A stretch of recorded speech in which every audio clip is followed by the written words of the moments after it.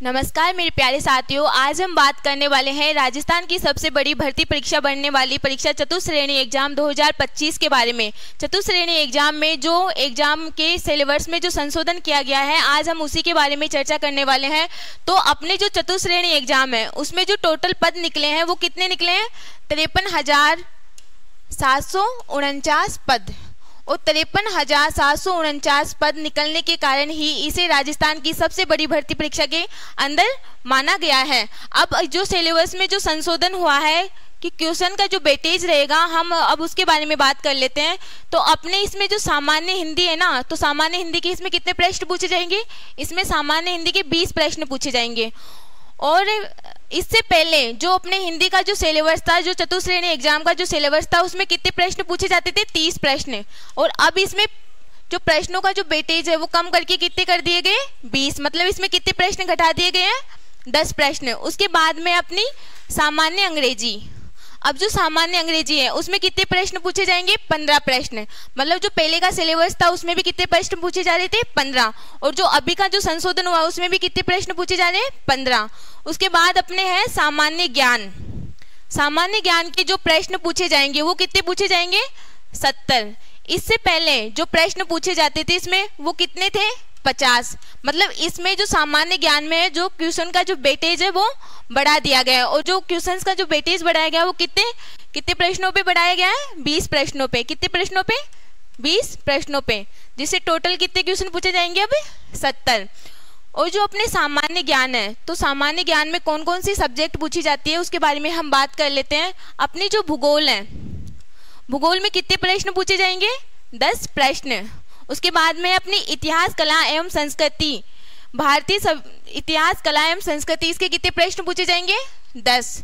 उसके बाद अपने हैं भारतीय संविधान एवं राजस्थान राज्य के विशेष संदर्भ में राजनीतिक एवं प्रशासनिक व्यवस्था, इसके अंदर जो प्रश्न पूछे जाएंगे वो कितने प्रश्न पूछे जाएंगे?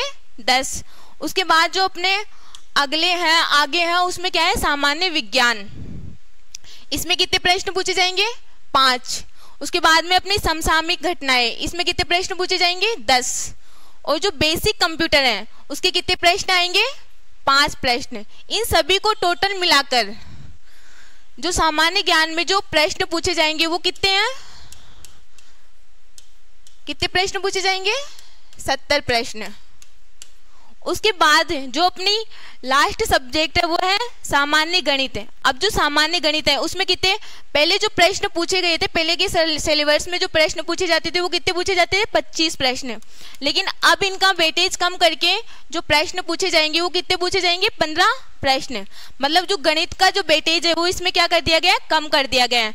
और जो गणित में जो 10 प्रश्न कम किए गए हैं और हिंदी में जो 10 प्रश्न कम किए गए हैं, इन दोनों की जो संख्या घटाई गई है उनका वेटेज कहाँ पे बढ़ा दिया गया है? सामान्य ज्ञान में। सामान्य ज्ञान में जो 50 प्रश्न पूछे जाते थे वो कितने पूछे जा रहे हैं? 70 प्रश्न पूछे जा रहे हैं।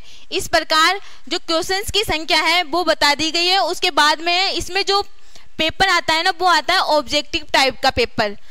उसके बाद में कि इसमें जो मैक्सिमम मार्क्स है ना वो कितने नंबर के आएंगे? जो पूरा टोटल पेपर आएगा वो कितने नंबर का आएगा? 200 नंबर का। उसके बाद में है कि नंबर ऑफ क्वेश्चंस, मतलब इस पूरे पेपर में चतुश्रेणी एग्जाम में जो पेपर होगा वो कितने नंबर का होगा? कितने क्वेश्चंस आएंगे उसमें? 120 क्वेश्चंस आएंगे। कितने आएंगे? 120। और जो ये पेपर होगा वो कितने घंटे का होगा? 2 घंटे का। और जो इसमें नेगेटिव मार्किंग होगी वो कितने की होगी? 1/3 की। कितने की होगी? 1/3 की। अब हमें क्या देखना है? हमें ये देखना है कि सिर्फ सिलेबस में ज्यादा चेंजिंग नहीं हुआ है, जो चेंजिंग हुआ है वो हुआ है प्रश्नों में।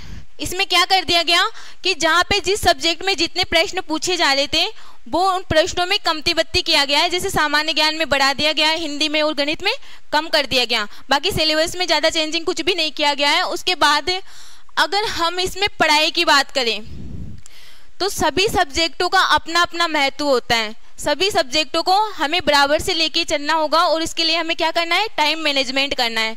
क्योंकि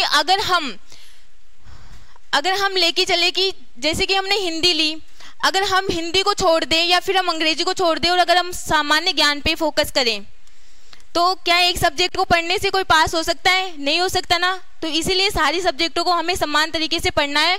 जैसे कि अगर सामान्य हिंदी है तो सामान्य हिंदी में 20 प्रश्न है, अगर हम इसे अच्छे से भी पढ़ेंगे और अगर हमारे 15 प्रश्न भी सही हो रहे हैं तो इसका भी हमें बेनिफिट मिलता है। उसके बाद में सामान्य अंग्रेजी है, तो इसमें भी जो 15 प्रश्न है, अगर इसमें से 5 प्रश्न भी सही हो रहे हैं तो हमें कुछ ना कुछ तो फायदा होता है ना। उसके बाद में सामान्य ज्ञान, अब जो अपना सामान्य ज्ञान है, तो सामान्य ज्ञान में जो 70 प्रश्न है, अगर हम इसको लेकर भी चलते हैं और अगर हमारे 60 प्रश्न भी सही हो रहे हैं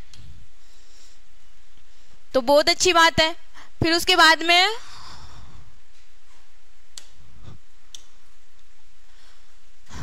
में अपने गणित। अब गणित में जो 15 प्रश्न है,